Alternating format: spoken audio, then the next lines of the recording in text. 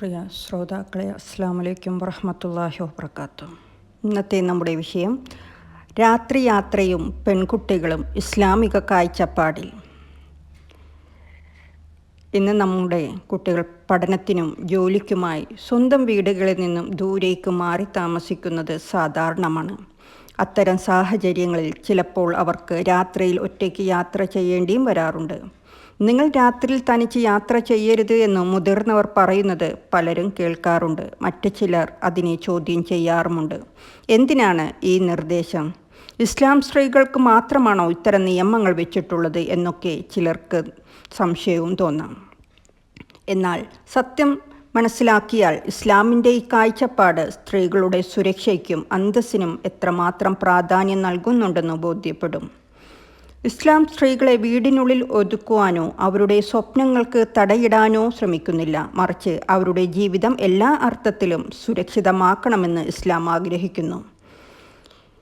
നമ്മുടെ ആദ്യ കച്ചവടക്കാരിയായ ഖദീജ റളിയല്ലാഹു അൻഹയും വലിയ വിജ്ഞാന പണ്ഡിതയായിരുന്ന ആയിഷ റളിയല്ലാഹു അൻഹയുമൊക്കെ ഇതിന് വലിയ ഉദാഹരണങ്ങളാണ്.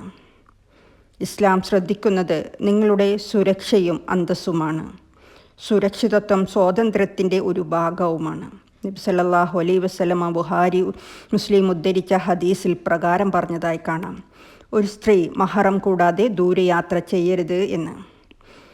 ഈ ഹദീസിൽ ദൂരയാത്ര എന്നു പറയുന്നത് അന്നത്തെ കാലത്ത് മരുഭൂമിയിലൂടെയുള്ള അപകടം നിറഞ്ഞ യാത്രകളെയാണ്.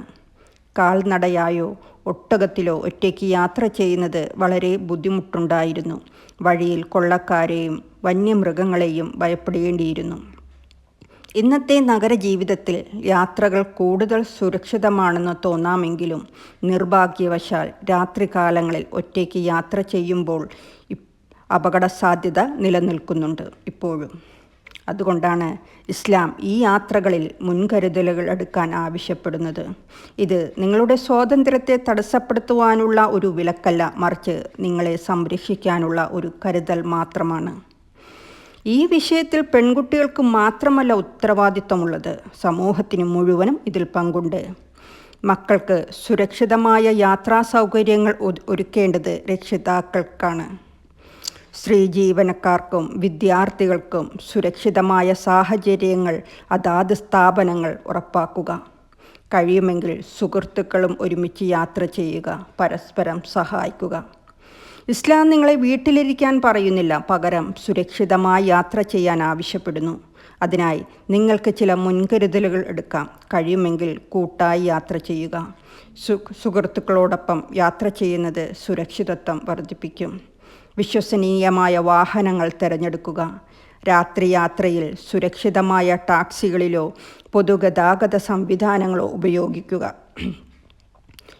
നിങ്ങൾ എവിടെയാണ്, എപ്പോൾ തിരിച്ചെത്തും എന്നുള്ള വിവരങ്ങൾ വീട്ടുകാരെയോ വിശ്വസ്തരായ സുഹൃത്തുക്കളെയോ അറിയിക്കുക.